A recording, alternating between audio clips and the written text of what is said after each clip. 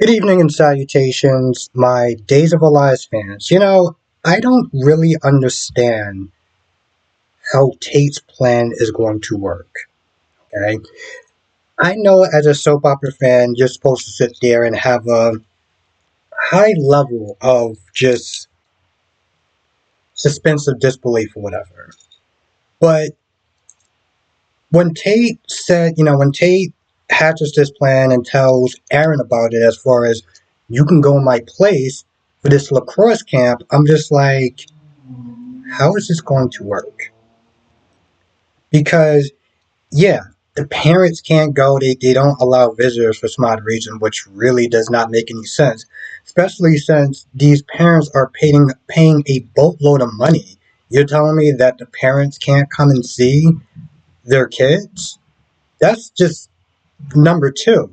Number one, so he's just gonna go there and no one's gonna bother to sit there and check this guy's ID to make sure that um they don't match the person with the person who's supposed to actually be going. That's just number two. So he's like, oh, you go for a whole summer, and the recruiter's gonna love you. You're practically gonna get like a scholarship. It's practically promised to you. And I'm like, that's all getting great, but we're forgetting the other things. Like when he checks in, and he's just gonna sit there and say, I'm Tate Black, and that's just gonna work. Now, in the beginning, when he talked about how, why don't you run away with me? I'm just like, what? So his plan is to have Aaron go in his place, which really does not make a lot of sense. And he's just gonna just hang out there, and Holly will come and see him every chance that she gets. Okay. Well, this is actually pretty stupid. But when they're on the phone talking, Rachel overhears. Rachel doesn't know exactly what the plan is, but she knows there's something going on. She's like, oh, well, I think I better do the right thing and tell my parents. It's funny, Rachel, you didn't sit there and think about doing the right thing when you committed a federal crime by forging your mom's signature. You didn't think about doing the right then and there. But anyway, she's about to tell, and Holly's like, hey, how about you know, you'll be helping out Tate after everything he went through, and I'll let you use my perfume. She's like, so like a bribe, right? But Brady comes in after Brady talks to Teresa about the plan, and she's for it because gotta get him away from the evil Holly. I'm like, okay, whatever. Um, she's for it, so he goes to get Rachel and talks to Holly, saying that Tate's gonna go to summer camp or whatever. So now Holly got to sit there and act surprised and pretend like he really caught her off guard. And Brady's like, listen, it'll just be for the summer, and when he comes back, we can sit there and reevaluate this whole thing. I'm just like, do you not understand how teenagers work? Because you're a teenager yourself. You think that he's just gonna go to camp, come back, and Holly's just gonna be sitting there just waiting for him. What will most likely happen in that scenario, Holly will want him moving on, and Tate will be heartbroken and upset with his parents. That's the only thing that will wind up happening. So I don't understand how this whole. The sad thing also is that you can tell that Brady, first he apologized for Teresa's behavior, but he knows that this is just wrong. He knows that Teresa's taking it too far. Yes, he wants to sit there and try to be on the same page with Teresa, but Teresa is dialing it up to 11. Brady is just like, I don't like the lying and the sneaking around. I understand why you're doing it, but I still don't like it. But I'm like, he knows that she made a mistake. He knows that Tate forgave her. And he knows ever since then they've been sitting there trying to be on their best behavior and seeing each other. But this whole, oh, you can't see her because of what happened, like, come on, this is just stupid at this point. They're trying to do this whole Romeo and Juliet thing, but it's based off of stupidity. Like, I would much rather it be something worse. Like, actually, Holly actually hurt Tate in some sort of way, like physically hurt him. Even if it was by accident, they crashed the car or something like that. He was in a coma or something, or he crashed the car and she was in a coma for a little bit. Then I can understand. And they were partying too hard. Then I can understand this level of we got to keep them apart. But okay, so she swallowed some pills like an idiot, even though that Tate told her not to do it. And they seem like they work things out. But because Teresa is just an awful character in general, and they're taking this offense way too seriously. This is what happens. But anyway, towards the end, they wind up meeting up at the park, and they're making out and everything. And some person is just in the bushes watching them. Um, and the sad thing is that it could be like maybe a good mystery. Like, oh, who is this person? Well, they sit there and go after Tate and Tate and Holly, or hurt them or something like that. But I don't trust Days though, and I think Days is gonna find a way to just f it up. Yeah.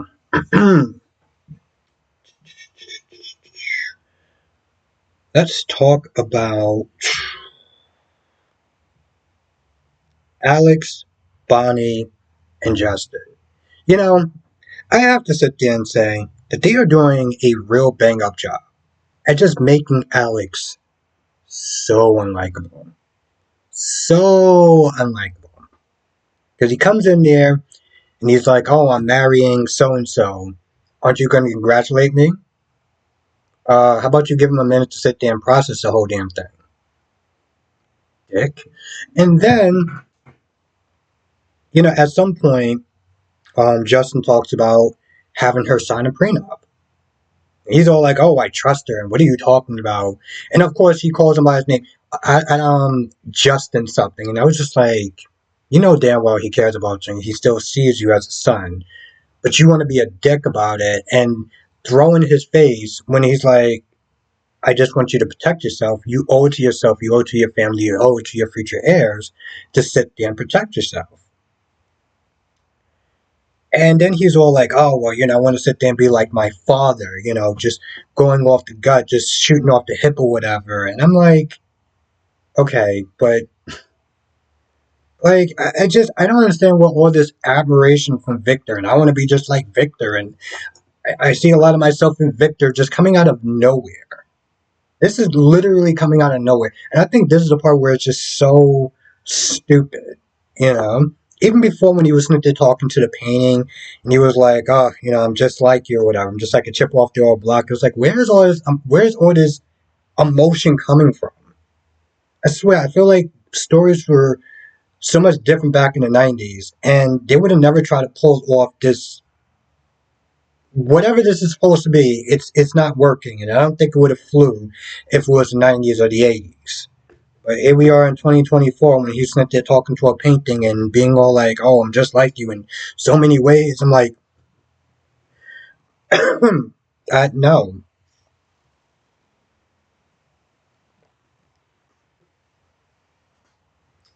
Um. But anyway, while he's sitting there talking, he is reminded by what Brady said as far as a lot of stuff that Teresa did, was very calculating, and she probably knew that you was rich even before you knew. She was the one with the briefcase. She could have opened it at any point in time. So a lot of the doubt starts creeping up. Teresa walks in the room, and she's like, "What's going on?" And Justin's like, "Oh yeah, we're just talking about a prenup or whatever." And my whole thing is like, "Listen, if you have nothing to hide, just sign a prenup." Then she's all like, "Well, Alex, don't you trust me to sign the third? Don't you trust me?" It's like I do, but like he knew right then and there.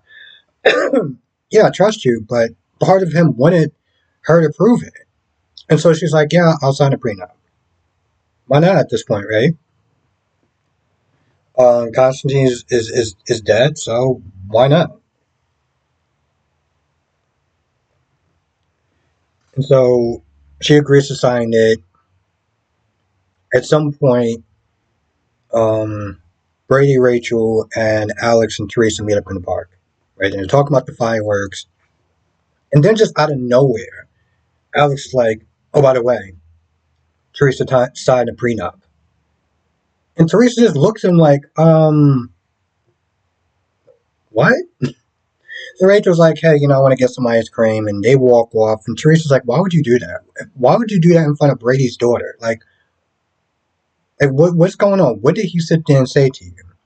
He's all like, oh, nothing, I trust you, and da da da da da da da da. I'm like, Alex, you're an idiot. Because you are doing nothing but lying to yourself at this point. That's the thing. You are lying to yourself at this point.